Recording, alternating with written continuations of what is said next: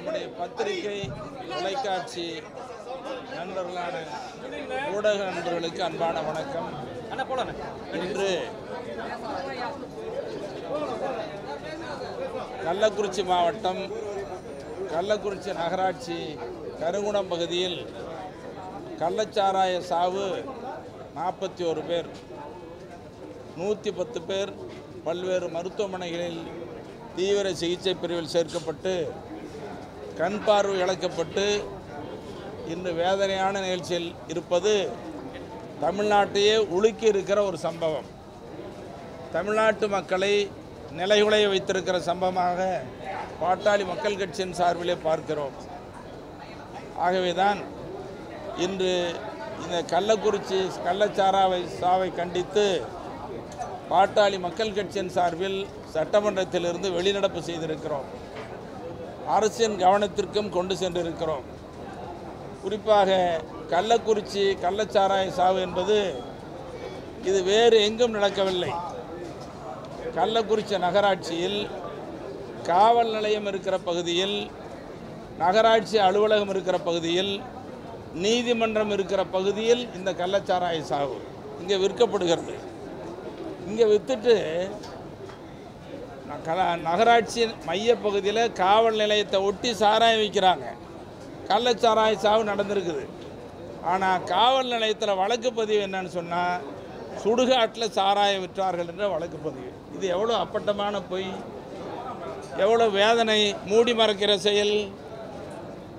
அது மட்டும் இல்லை, இன்றைக்கி கள்ளச்சாராயங்கிறது இன்றைக்கி கள்ளக்குறிச்சியில் நடந்திருக்குது. இதுக்கு முன்னால் மரக்காணத்தில் நடந்தது, செங்கல்பட்டில் நடந்தது, நாளைக்கு எங்கே நடக்குன்னு தெரியல. இது கள்ளச்சாராய குடித்து உடனடியாக சாகுறாங்க. டாஸ்மாக் சாராயம் மெல்ல சாகடிக்கும், இது கொஞ்சம் கொஞ்சமாக சாகடிக்கும். ஸ்லோ பாய்சன் சொல்கிறாங்கல்ல, இந்த விஷச்சாராயம் உடனே சாவு, டாஸ்மாக் சாராயம் மெல்ல மெல்ல சாகடிக்கும். அதனால தான் எங்கள் மருத்துவர் ஐயா அவர்கள் பாட்டாளி மக்கள் கட்சியின் சார்பில் 44 ஆண்களாக சொல்கிறாங்க. 44 ஆண்களாக போராடுறோம். பல மாநாடுகளை நடத்தியிருக்கிறோம், போராட்டங்களை நடத்தியிருக்கிறோம். தமிழ்நாட்டில் ஒரு சொட்டு மது இல்லாமல் மதுவிலக்கை அமல்படுத்த வேண்டும், முழு மதுவிலக்கு கொள்கையை நடைமுறைப்படுத்த வேண்டும் என்று பாட்டாளி மக்கள் கட்சியின் சார்பில் சொல்லியிருக்கிறோம். இப்போ நான் சட்டமன்றத்தில் கூட பேசணும். சிபிசிஐடி விசாரணைக்கு அரசு உத்தரவிட்டிருக்கிறது. இது என்ன நடக்க போகுது? ஒன்றும் நடக்காது. அதிகாரிகளை சிலர் மாற்றம் செஞ்சுருக்கிறாங்க, இடைநீக்கம் செஞ்சுருக்கிறாங்க. இதனால் எந்த பலனும் ஏற்பட போவதில்லை. அதனால் இந்த கள்ளச்சாராய சாவு குறித்து சிபிஐ விசாரணை வேண்டும் என்று சட்டமன்றத்தில் பாட்டாளி மக்கள் கட்சி வலியுறுத்தியிருக்கிறது. சிபிஐ விசாரணை வேண்டும்.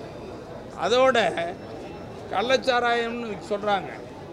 நீங்கள் தமிழ்நாடு முழுக்க டாஸ்மாக் கடையில் இருக்கிற சாராயத்தை சந்துக்கடை என்ற பெயரில் எங்கே பார்த்தாலும் விற்பனை செய்கிறாங்க. சந்துக்கடை இல்லாத இடமே இல்லை, இல்லாத கிராமமே இல்லை, எல்லா இடத்துலையும் சந்துக்கடை. இது என்ன சாராயம் விற்கிறாங்க? டாஸ்மாக் சாராயத்தையும் விற்கிறாங்க. கர்நாடகாவில் பெங்களூர்லேருந்து புதுச்சேரியிலேருந்து கொண்டு வந்துட்டு பாக்கெட் சாராயத்தையும் விற்கிறாங்க. அது நல்ல சாராயமா? அதுவும் கள்ளச்சாராயம்தான். இதையும் சட்டமன்றத்தில் சொல்லியிருக்கிறோம். இப்படி கள்ளச்சாராயம் என்ற பெயரால் நல்ல சாராயத்தில் கலப்படம் செய்து இங்கே பாக்கெட்டில் விற்கிறது வன்மையான கண்டனத்துக்குரியது. இப்போ நான் முதலே சொன்ன மாதிரி இந்த விஷச்சாராயம் உடனே கொன்னுச்சு, கண் பார்வை போயிடுச்சு. டாஸ்மாக் சாராயம் மெல்ல மெல்ல சாகடிக்கும். இன்றைக்கி ஏராளமான இளம் விதவைகளை உருவாக்குது. இன்றைக்கி பேரவைத் தலைவர் கூட சொன்னார், கருஞ்சட்டை போட்டு வந்திருக்கிறீங்க, பெரியாரை நினைவு சொல்கிற மாதிரின்னு சொன்னால் அதுக்கு பதில் சொன்னோம். பேரவைத் தலைவர் அவர்களே, தந்தை பெரியார் சொன்னார், ஒரு சொட்டு மது இல்லாத தமிழகம் வேண்டும் என்று பெரியார் சொன்னார். பெரியார் வழியில் நடக்கிற ஆட்சி அண்ணல் காந்தியடிகள் சொன்னார், பெருந்தலைவர் காமராஜர் சொன்னார், பேரறிஞர் அண்ணா சொன்னார், மூதறிஞர் ராஜாஜி சொன்னார். தமிழ்நாட்டில் முழு மதுவிலக்கு வேண்டும் என்று சொன்னார். மது இல்லாத தமிழகம் வேண்டும் என்று சொன்னார்கள்.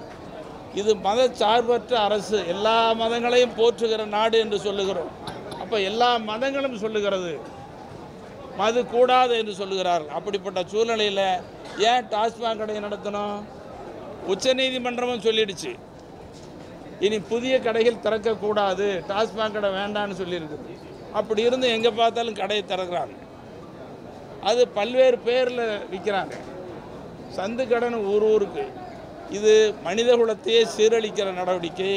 அப்புறம் இந்த போதைப் பொருள் கஞ்சா, மது மாதிரியே கஞ்சா, அபின். இது கஞ்சா மிட்டாய் வடிவத்தில், சாக்லேட் வடிவத்தில், திரவ வடிவத்தில் வந்துருச்சு. மாணவர்கள்லாம் இன்றைக்கி அதை போட்டுக்கிட்டு வீணாக போகிறாங்க. இது லாபத்துக்காக நடத்துகிறதா? மனித உயிரை பார்க்க வேண்டாமா?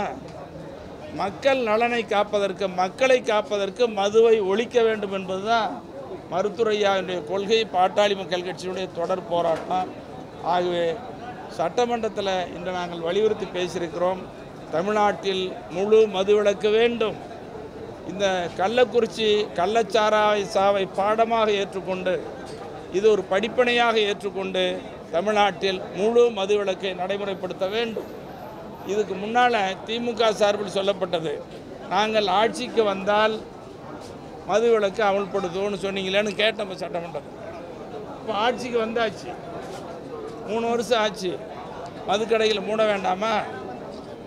ஆகவே இதையெல்லாம் கண்டித்து தான் பாட்டாளி மக்கள் கட்சியின் சார்பில் கருஞ்சட்டை அணிந்து இன்று வெளிநடப்பு செய்திருக்கிறோம். மீண்டும் மீண்டும் தமிழக மக்கள் நலன் கருதி, தமிழக மக்களின் வாழ்வை காப்பாற்றுவதற்கு, இளைஞர்களை சீரழிப்பிலிருந்து மீட்டு கொள்வதற்கு முழு மதுவிலக்கு வேண்டும். டாஸ்மாக் கடைகள் மூட வேண்டும். போதைப்பொருள் எங்கு விற்காமல் பார்த்து கொள்ள வேண்டும். இப்போ இந்த போதைப் பொருளும் கள்ளச்சாராயமும் காவல்துறைக்கு தெரியாமல் நடக்குமா? நேற்றுக்கு இன்னைக்கு நடக்கலை, கள்ளக்குறிச்சியில் தொடர்ந்து தான் நடந்துகிட்டு இருக்குது. இப்போ செத்துருக்கிறாங்க, நடவடிக்கை எடுத்திருக்கிறாங்க. இந்த நடவடிக்கை போதாது, இது தீர்வாக அமையாது. ஆகவே தான் முழு மதுவிலக்கு தான் இதுக்கு தீர்வு என்பதை பாட்டாளி மக்கள் கட்சியின் சார்பில் வலியுறுத்தி வெளிநடப்பு செய்கிறோம்.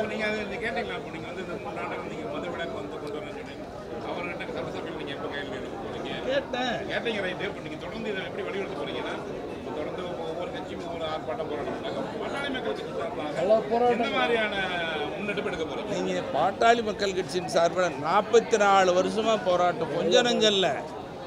இப்போ மாவட்டந்தோறும் மகளிர் மது ஒழிப்பு மாநாடு, அது மட்டும் இல்லாமல் காந்தி பிறந்த நாளில் 1000த்துக்கு மேற்பட்ட விதவை பெண்கள் சாராயம் குடித்து இறந்த இளம் விதவைகளை கொண்டு வந்து காந்தி படத்தை, காந்தி சிலையை வச்சுக்கிட்டு மருத்துவரையாக போராட்டம் நடத்தினாங்க. இது தொடர்ந்து சொல்கிறது. இன்னும் சொல்லப்போனால் தமிழ்நாட்டில் மது ஒழிக்கப்பட வேண்டும் என்று தொடர்ந்து போராடுகிற தலைவர் காந்தியடிகளுக்கு பிறகு, பெரியாருக்கு பிறகு, பெருந்தலைவர் காமராஜர், பேரறிஞர் அண்ணாவுக்கு பிறகு போராடுகிற தலைவர் மருத்துவரையா. பாட்டாளி மக்கள் கட்சி இது தேர்தலுக்காக அல்ல, வாக்கு வங்கிக்காக அல்ல, மக்களை காப்பதற்கு நாங்கள் போராடுறோம். இது எல்லாரும் நண்பர்களுக்கும் தான். ஒட்டுமொத்தமாக தமிழ்நாடு காக்கப்பட வேண்டும். இளைய தலைமுறை வீணாக போயிட்டு இருக்குது, மாணவர்கள் வீணாக போகிறாங்க. இதிலிருந்து காக்கணும், மீட்டெடுக்கணும்னு சொன்னால் போதைப் பொருளை ஒழிக்கணும், டாஸ்மாக் கடையை மூடணும். உடனுக்குடன் செய்திகளை அறிந்து கொள்ள IF தமிழ் பெல் ஐக்கனை கிளிக் செய்யுங்கள்.